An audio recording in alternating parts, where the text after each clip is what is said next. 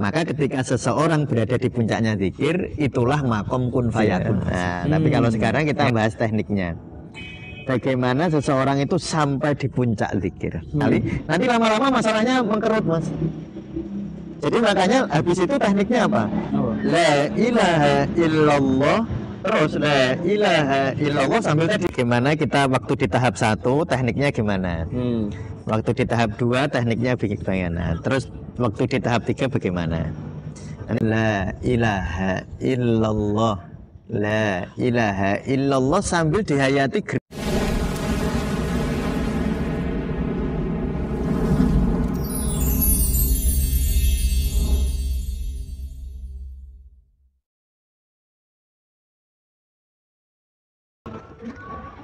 Assalamualaikum warahmatullahi wabarakatuh. Waalaikumsalam warahmatullahi wabarakatuh. Kali ini di Ngacita South Scientific. Nah, kemarin kita sudah membahas tentang berbagai macam zikir nafas, Bah. Oh ya. Dan praktisnya di kehidupan kita, Bah. Ya. Praktek-prakteknya. Nah, lalu kali ini kita akan membahas tangga zikir, Bah. Ya. Tangga zikir. Bagaimana itu, Bah, tangga zikir kira-kiranya? Jadi gini ya. Kalau kita berzikir itu sebenarnya ada tangganya. Ini kita ambil dari Al-Hikam ya, Ibnu Athaillah As-Sakandari.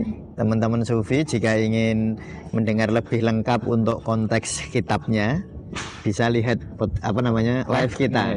Nah, kemarin kita live mungkin hari Jumat yang lalu ya, habis ba'da subuh kita ada live untuk ngaji Al-Hikam. Nah, kita nanti akan bahas itu, tapi ini di podcast kali ini kita akan bahas tekniknya, caranya. Nah, praktisnya bagaimana cara pakainya. Kalau yang di kitab kan kita bahas secara teoritis, filosofis ya. Nah, tapi kalau sekarang kita bahas tekniknya. Bagaimana seseorang itu sampai di puncak zikir. Ya, jadi menurut Ibnu Athaillah tangga zikir itu ada 4, Mas. Ada 4 ya? 4. Nanti bagaimana kita waktu di tahap 1 tekniknya gimana? Waktu di tahap 2 tekniknya bagaimana? Terus waktu di tahap 3 bagaimana? Nanti kalau tahap 4 nggak ada tekniknya. Ketika sampai di puncak itu semua luruh, Mas. Teknik luruh, nggak ada teknik, nggak ada cara lagi. Itu ketika orang sampai di puncak. Jadi kita mandi, Bah. Langsung aja coba kita. Mau langsung aja. Oh, langsung aja. Nggak lama-lama lah. Ya, nggak lama-lama kita. Praktis kok. Yang pertama Ibnu Athaillah menyebut ya tangga pertama zikrun ma'a wujudi ghaflatin. Zikrun ma'a wujudi ghaflatin. Jadi ghaflah jadi zikir tapi kita masih lalai. Masih ghaflah. Nah, jadi zikir tapi tidak sadar kalau zikir. Sadar. Gimana itu? Ya, contoh. Teman-teman kalau habis sholat jamaah kan ada zikir sama imam ya. Oh iya, zikir bareng-bareng tuh ya. Subhanallah, subhanallah, subhanallah. Itu karena sama banyak orang kita kadang-kadang nggak sadar kalau kita sedang zikir. Oh iya. Terus baru ingat ini. Oh iya, saya zikir ya ini. Contoh lagi, Mas. Kayak orang sholat itu kan gitu. Kadang-kadang sampean sudah sholat, Allahu Akbar, sudah mau baca Fatihah baru ingat. Oh iya, saya ini sholat ya jebulnya. Nah, gitu. Itu namanya zikrun ma'a wujudi ghaflatin, yaitu zikir yang kita ini ghaflah. Tetapi ini tekniknya dari Ibnu Athaillah. Ketika kita sampai di tahap ini apa yang harus dilakukan? Terus saja. Nggak masalah dia? Nggak masalah. Jadi gini, jangan sampai kita misalnya merasa, aku naik zikir belum bisa ngerasa kayak apa-apa, belum bisa merasakan zikir saya. Ya udahlah, nggak usah zikir. Jangan. Jadi waktu sampean berada di zikirun ma'a wujudi ghaflatin ini, tetaplah zikir. Tetap aja. Dilakukan aja. Dilakukan saja, tetaplah zikir. Insya Allah lah ini. Asa ayyarfa'aka, semoga nanti Allah mengangkatmu ila zikrin. Nah, ke zikir yang lebih tinggi. Zikir yang lebih tinggi adalah ila zikrin ma'a wujudi yaqadhatin. Ya, gimana itu, Bang? Yaitu zikir yang di situ sudah muncul yaqadhah. Yaqadhah itu kebangkitan zikir. Level 2. Level 2-nya. Nah, bagaimana tangga kedua ya, Pak? Ya, tangga kedua. Nah, bagaimana orang itu naik dari ghaflah tadi ya, ma'a wujudi ghaflatin ila ma'a wujudi yaqadhatin. Tekniknya ada 2. Ya, tekniknya ada 2. Yang pertama adalah teman-teman sufi mengucap Allah dihayati betul. Ya, mengucap Allah dihayati betul. Dihayati dari dua sisi. Satu dihayati secara fisik, ya, jadi Allah, Allah, Allah itu tekniknya diucapkan dan teman-teman menyadari gerak-gerak lidah. Disadari aja, biar gak goflah ini. Biar goflahnya naik. Ya. Nah, Allah atau la ilaha illallah. La ilaha illallah sambil dihayati gerak-gerak lidah, gerak-gerak bibir, air liur keluar. Sensasi di sini dihayati. Ya, sensasi di secara fisik saja dihayati. La ilaha illallah, la ilaha illallah. Jadi yang pertama ya, dihayati secara fisik. Lalu yang kedua dihayati secara psikologis. Jadi la ilaha illallah sambil disadari emosinya. La ilaha illallah rasanya gimana? Rasanya disadari. La ilaha, entah rasanya enak atau enggak enak, no problem. Enggak usah kok enggak enak rasanya ya, enggak masalah. Kok belum enak ya enggak masalah. Pokoknya la ilaha illallah disadari aja. Jadi satu disadari secara fisik, yang kedua disadari secara emosinya. Emosi yang muncul atau rasa yang muncul saat kita la ilaha illallah, la ilaha atau subhanallah apa saja lah. Ini kan zikir secara umum ya yang kita bahas. Nah nanti insya Allah itu Mas Jawa, ketika seseorang zikir min zikrin apa ma'awujudi ghaflatin, nanti insya Allah kalau terus dihayati secara fisik dan emosi nanti naik. Ila wujudi ila apa ila zikirin ma'a wujudi yaqadha. Nanti tiba-tiba kita bangkit. Nah, bangkit itu gini. Kan orang itu satu ya, enggak zikir sama sekali. Iya, enggak zikir sama sekali. Yang kedua, ini jangan sampai yang ini kita. Jangan sampai yang ini. Kalau kita yang kedua, zikron ma'a wujudi ghaflatin, ini kita terus lakukan walaupun di sini enggak masalah. Walaupun agak bahasanya apa ya, mungkin mengigau ya kayak orang mengigau. Orang mengigau itu kan misalnya Mas Jawa ini mengigau tadi malam manggil nama gadis misalnya Siti. Paginya ibunya nanya, "Loh, kamu tadi malam manggil Siti sih?" "Belum, enggak loh." Nah, karena mau goflah. Oh iya. Jadi ya goflah, tapi itu lumayan melindur lah. Enggak apa-apa, zikir walaupun melindur. Mengigau. Walaupun zikir sambil walaupun zikirnya masih mengigau enggak apa-apa, terus saja. Tetapi ada ikhtiarnya, ya, ada tekniknya, ya. Nanti teknik ini kalau dilakukan kita nanti semoga sampai di puncak zikir. Nah, jadi tadi tekniknya, metodenya ya, dihayati secara fisik, lalu dihayati emosi yang muncul, ya. Lalu semoga ayar fa'aka ila zikirin ma'a wujudi yaqadha. Nah, nanti yaqadha itu gini Mas. Zikir kita sudah sadar bahwa kita zikir. Jadi sadar aku kayak zikir gitu loh. Terbangun dari tidur tadi. Orang bangun, oh iya enak tidur ya, sadar ya. Kalau goflah itu mengigau. Jadi kayak ya zikir sih tapi mengigau. Gitu. Tapi itu lumayan, jangan disalah-salahin. Ya. Kalau walaupun sampai di situ latat serukil zikro itu apa namanya Ibnu Athaillah. Jangan zikir, jangan tinggalkan walaupun zikirmu masih itu gitu. Masih yang ghaflah. Tetapi itu tadi metodenya dimasukkan ya. Dihayati secara fisik, dihayati secara emosi. Nanti insya Allah kita akan masuk ke dalam zikir yang qadha. Oh, sadar nek aku sedang zikir. Nah, ketika orang sadar bahwa aku sedang berzikir, maka di situ kita masuk ke metode yang kedua. Ya kan setelah bangkit sadar aku zikir, kan harusnya naik Mas ke tangga berikutnya. Ya. Nah, bagaimana agar kita naik ke tangga berikutnya? Nah, ini caranya.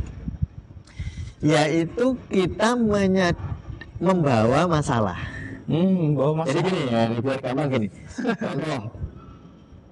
Ada orang anaknya misalnya nakal lah, menyebutnya nakal aja. Misalnya anaknya nakal atau anaknya sulit dinasihati misalnya. Nah, waktu zikir itu dibarengkan. Jadi waktu la ilaha illallah, la ilaha illallah, lalu dirasakan, dimasukkan ini. Ya Allah, anakku adalah milikmu. Hanya engkau satu-satunya yang bisa menggerakkan hatinya ke arah kebaikan. Ini contohnya afirmasinya begitu ya. Jadi waktu la ilaha illallah harus dimaknani betul la ilaha illallah. La ilaha illallah itu kan artinya tidak ada Tuhan kecuali Allah. Nah, kalau dalam masalah ini tidak ada yang bisa mengubah anak saya kecuali Allah. Jadi rumusnya, template-nya la ilaha illallah, ini template-nya. Lalu masalah dimasukkan ke template-nya la ilaha illallah. Kalau masalahnya anak berarti tidak ada yang bisa mengubah atau membolak-balik hati anak saya kecuali Allah. Misalnya masalahnya diabetes, sakit gula misalnya. Nanti lalu waktu la ilaha illallah merasakan tidak ada yang bisa menjaga pankreas saya, tidak ada yang bisa menjaga lambung limpa saya kecuali Allah. Jadi waktu la ilaha illallah, la ilaha illallah, dalam hatinya disadari tidak ada yang bisa menjaga pankreas saya, tidak ada yang bisa menjaga lambung saya, tidak ada yang bisa menjaga limpa saya kecuali Allah. Jadi masalahnya di bawah. Ya, masalahnya di bawah. Sehingga nanti kita itu kan lebih nganu Mas ya. Waktu kita membawa masalah itu kan biasanya, lalu kita lebih tenanan. Ya, lebih serius. Kan memang biasanya orang zikir, orang zikir itu kan karena punya masalah. Kalau sedang nggak punya masalah kan nggak mau zikir kan. Iya, biasanya kalau kita sedang nggak punya masalah kita nggak mau zikir. Nah, maka ini kalau kita yang bahas doa dulu kan, kita bahas doa, pernah bahas doa, nanti silahkan ditonton lagi. Memang di Tasawuf Indonesia itu kita podcastnya adalah podcast apa ya, yang berkelanjutan. Sehingga saya sangat senang jika kawan-kawan sufi itu bersedia menonton video yang lalu, sehingga nanti semakin kesini semakin memahami, ya semakin memahami. Nah, sehingga tadi Mas Zahir, kan orang itu kan minta itu ada dua doa itu ya. Satu doa nafsiyah. Doa nafsiyah itu kita ingin masalah kita selesai. Ya, itu doa nafsiyah. Jadi menurut kita misalnya anak kita begini, ya kita harapannya begini, itu doa nafsiyah. Kalau kita ada orang kena diabetes, dia berdoa agar gulanya turun, itu namanya doa nafsiyah. Tapi nanti ada doa namanya doa rohani ya. Nah, itu teman-teman bisa lihat lagi ya, biar nanti memahami korelasinya dengan podcast yang kali ini ya. Nah, jadi waktu kita berada di zikrun ma'a wujudi yaqadha, setelah kita berada di situ, maka dirasakan tadi di bawah masalahnya.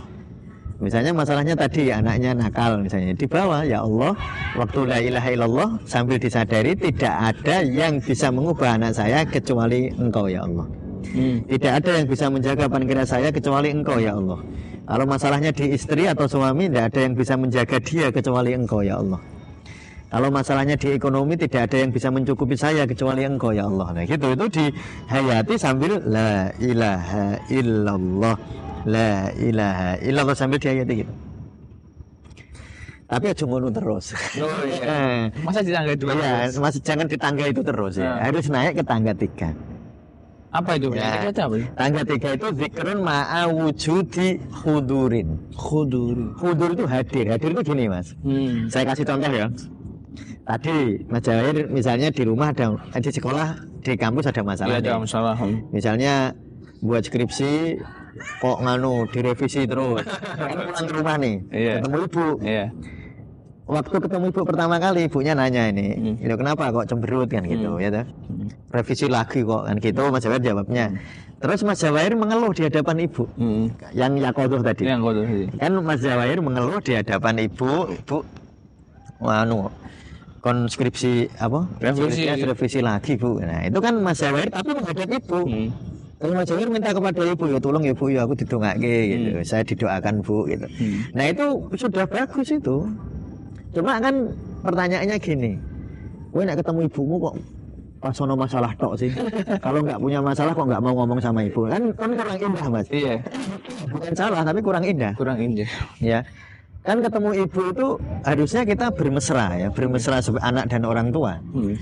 Apa pertemuan cinta suci ya. Harusnya kan begitu ketika ketemu ibu. Nah, maka ketika seseorang berzikir tadi yang membawa masalah tadi itu nggak salah, tetapi jangan gitu terus. Nah, gitu karena tangga ini kan, jangan di situ terus. Tanggamu ini sudah benar, kamu ini di jalan yang benar sudah. Tapi kalau kamu mogok di situ, nggak naik-naik, ya nggak nyampe-nyampe. Nanti setelah Mas Jawahir ngobrol sama ibu, ya toh? Ngobrol sama ibu, lalu ibu akhirnya Mas Jawahir kan merasa nyaman ya ketemu sama ibu, nyaman sekali. Nanti lama-lama masalahnya mengkerut, Mas. Jadi makanya habis itu tekniknya apa? La ilaha illallah, terus la ilaha illallah sambil tadi misalnya siapa? Kasusnya skripsi ya? Skripsi. La ilaha illallah sambil matur sama Allah ini. Contohnya ini, ya Allah, ini skripsi saya revisi terus. Tidak ada yang bisa menolong kecuali Engkau ya Allah. La ilaha illallah, terus sambil dihayati gitu. Nanti lama-lama masalahnya mengkerut, Mas. Mengecil hilang. Yang ada hanya rasa keindahan pertemuan kita dengan Allah. Atau tadi misalnya kita analogkan tadi, yang ada adalah keindahan rasa pertemuan Mas Jawahir dengan ibunya. Jadi setelah matur sama ibu, Bu, ini ada revisi, lalu ibu ya sudah, nggak apa-apa, kamu sabar aja ya Nang ya, kamu sabar ya, gini. Nanti kan masalahnya jadi mengkerut. Ya, mengkerut Mas Jawahir merasakan keindahan ketemu ibu.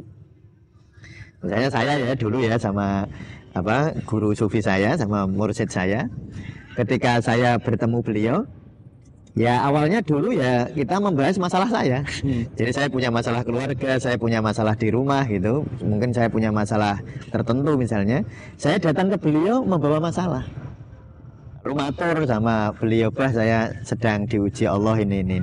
Saya matur, artinya saya berzikir tetapi masih bawa masalah. Tapi nanti kan lalu Abah bilang, dengan cara beliau menasihati saya, lalu kan masalahnya mengkerut.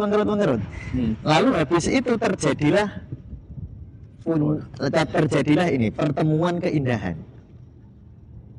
keindahan antara hamba dengan Allah, antara yang zikir dengan yang dizikiri, antara az-zakir dan al-mazkur, antara fa'il dan maf'ul gitu, antara hamba dengan Allah.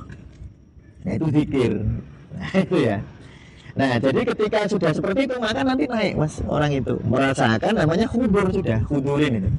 Jadi zikrun ma'a wujudi khudurin. Jadi zikir itu lalu timbul khudur itu hadir, kamu betul-betul hadir di hadapan Allah. Nah, tapi ya jangan di situ terus. Itu sudah luar biasa betul. Kalau tidak bisa gitu itu harus disyukuri betul. Tapi habis itu kita itu harus naik ini. Naik ke sebuah level di puncaknya zikir.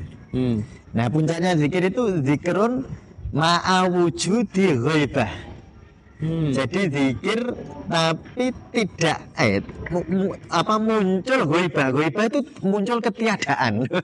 Muncul sampai tiada. Ya, muncul ketiadaan. Jadi suwung kalau orang Jawa itu. Nyebutnya suwung, kalau sufi fana. Jadi munculnya adalah zikrun ma'a wujudi ghaibatin amma siwal madhkur. Jadi selain Allah, al-madhkur itu Allah yang kita zikir, yang kita ingat itu luruh semua. Luruh semua, hanya ada Allah waktu berzikir itu. Bahkan yang zikir sama ucapan zikirnya hilang. Bahkan diri kita nggak ada. Bahkan kita pun nggak ada. Tapi sampai ke sana itu, Mas. Itu nggak bisa diikhtiari. Nggak bisa diikhtiari. Kalau diikhtiari nanti egonya melok. Egonya ikut. Kebawa ya makanya. Kebawa ego. Jadi nggak mungkin. Jadi sampai di puncak zikir itu hidayah. Itu hadiah. Jadi yang bisa kita ikhtiari itu dari zikrun ma'a wujudi ghaflatin ila zikrin ma'a wujudi yaqadhatin ila zikrin ma'a wujudi hudurin. Nah itu bisa kita ikhtiari. Ono carane, kalau saya ditanya saya bisa membimbing. Saya bisa membimbing Mas Jawahir untuk kesini. Tapi ketika sampai di zikrun ma'a wujudi hudurin ila zikrin ma'a wujudi ghaibatin amma siwal madhkur, dari zikir khudurin sampai zikir yang al-madhkur itu nggak ada caranya. Wis pokoknya pasrah, semoga Allah membimbing kita, gitu saja. Nggak usah. Jadi jangan ditanya caranya kalau itu, Karena kalau bertanya cara berarti kita melibatkan pikiran. Kan caranya gini lah, nanti pikiran lah. Padahal pikiran kan harus luluh, nggak bisa. Itu. Jadi itu sampai di puncaknya zikir. Maka ketika seseorang berada di puncaknya zikir, itulah makom kun fayakun, Mas. Ya kebetulan kemarin ada yang nanya di podcast yang lalu tentang kun fayakun itu. Jadi kun fayakun itu adalah ketika diri non ego, nggak ada ego. Selama masih ada ego nggak bisa kun fayakun, Mas. Jadi ada orang bilang kalau kamu pengen ini, itu kamu bisa kun fayakun. Lah kok masih ada kamu? Enggak. Nah, ketika masih ada ego, orang nggak masuk ke kun fayakun. Karena kun fayakun itu sebenarnya kan gini. Innama amruhu idza arada say'an ayaqula lahu kun fayakun itu fasubhanalladzi biyadihi malakutu kulli syai'in wa ilaihi turja'un. Fasubhanallahi, sudah mensucikan Allah. Mensucikan Allah itu yang ada hanya Allah. Nah, kita ini adanya hanya pura-pura, hanya kayaknya ada. Ya, hanya kayaknya ada. Makanya di dalam tasawuf Mas Jawair itu ada zikir itu sebenarnya ada zikir kudus ala kudus. Nanti ada puncaknya zikir, saya hanya sepil aja sekilas ya. Jadi ada zikir qadim ala qadim, bahwa zikir itu sebenarnya Allah memuji Allah sendiri. Saat itu yang zikir nggak ada. Ucapan zikir nggak ada, itu fana namanya. Kan ada zikir fana. Level zikir teman-teman juga bisa lihat di podcast yang lalu ya. Tentang ada juga yang itu zikir subatom. Nah, ada zikir subatom. Itu yang dari teman-teman bisa. Ya, teman-teman bisa melihat sendiri ya. Nanti kan dulu ada zikir menurut Imam Sadzili, zikir menurut Abdul Qadir Jailani, silakan dilihat. Biar nanti lebih memahami tentang ini, tentang kalau ini kan menurut Ibnu Athaillah ya. Tentang zikran ma'awujudi ghaibatin amma siwal mazkur. Itu tekniknya. Coba nanti teman-teman ya dipraktekkan waktu berzikir tadi. Tahap-tahapnya dipraktekkan. Silakan kalau nanti ada pertanyaan bisa ditanya di kolom komentar. Baik, teman-teman bisa tonton juga video-video kita yang sebelumnya tentang tingkatan-tingkatan zikir atau sejenisnya lah. Dan jika ada pertanyaan atau dirasa kurang paham atau mau sharing juga tentang pengalaman-pengalaman, bisa juga tulis aja di kolom komentar. Insya Allah akan kami jawab. Terima kasih. Jangan lupa like, comment, dan subscribe. Dan share ke siapapun agar Anda semakin bahagia. Terima kasih. Wassalamualaikum warahmatullahi wabarakatuh. Waalaikumsalam.